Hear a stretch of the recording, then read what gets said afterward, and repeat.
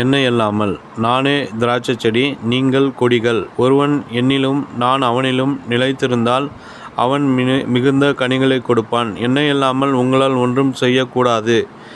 யோவான் 15:5. ஜெபிக்கிற தேவனுடைய பிள்ளைகள் கர்த்தரையே சார்ந்து கொள்கிறார்கள். ஜார்ஜ் முல்லர் நடத்திய ஆதரவற்றோர் விடுதியை கவனிக்க ஒரு நிர்வாக குழு இருந்தது. அந்த குழுவினர் அந்த விடுதிக்கு அது வேண்டும், இது வேண்டும், பணம் திரட்ட வேண்டும், செல்வந்தர்களை சந்திக்க வேண்டும் என்றெல்லாம் பல முயற்சிகளை மேற்கொண்டார்கள். ஆனால் ஒருவருமே அவர்களுக்கு உதவி செய்ய முன்வரவில்லை.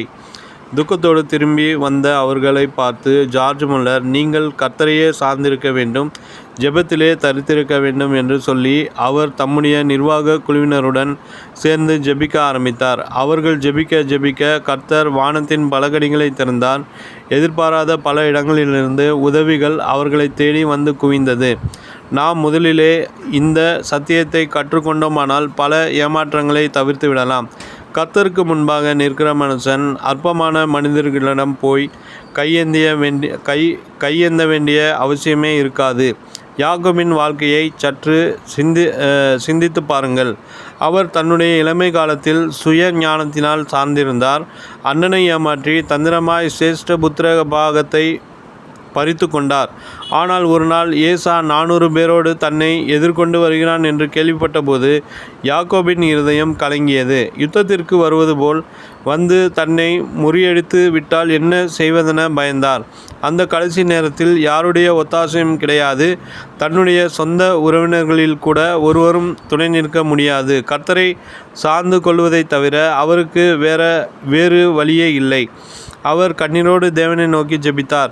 இரவெல்லாம் கர்த்தரோடு போராடினார். ஆம், அந்த அனுபவம் யாக்கோபின் வாழ்விலே ஒரு பெரிய திருப்பு முனையாய் அமைந்தது. வேதம் சொல்லுகிறது, யாக்கோபு பிந்தி தனித்திருந்தான். அப்பொழுது ஒரு புருஷன் பொழுது விடியும் அளவும் அவனுடனே போராடி அவனை மேற்கொள்ளாததைக் கண்டு அவனுடைய தொடை சந்தை தொட்டார். அதனால் அவருடன் போராடுகையில் யாக்கோபின் தொடை சந்து சுருங்கிற்று. அவர், நான் போகட்டும், பொழுது விடுகிறது என்றார். அதற்கு அவன், நீர் என்னை ஆசீர்வதித்தால் ஒழிய உம்மை போகவிடேன் என்றான். ஆதியாகமம் 32:24-26.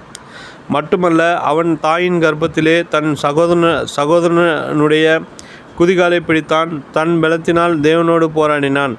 அவன் தூதனானவரோடு போராடி மேற்கொண்டான். அழுது அவரை நோக்கி கெஞ்சினான். பெத்தேலிலே அவர் அவனை கண்டு சந்தித்து அவ்விடத்திலே நம்மோடு பேசினார். ஓசியா 12:3-4. தேவப்பிள்ளைகளே, நீங்கள் முற்றிலும் கர்த்தரில் சார்ந்திருந்தால் அவரே முழு நம்பிக்கைக்கும் உரியவர் என்பதை கண்டுகொள்வீர்கள். நினைவிற்கு, நான் என் பரிசுத்த பர்வதத்துக்கு கொண்டு வந்து என் ஜெப வீட்டிலே அவர்களை மகிழ பண்ணுவேன். என்னுடைய வீடு சகல ஜனங்களுக்கும் ஜெப வீடு எனப்படும். ஏசாயா 56:7.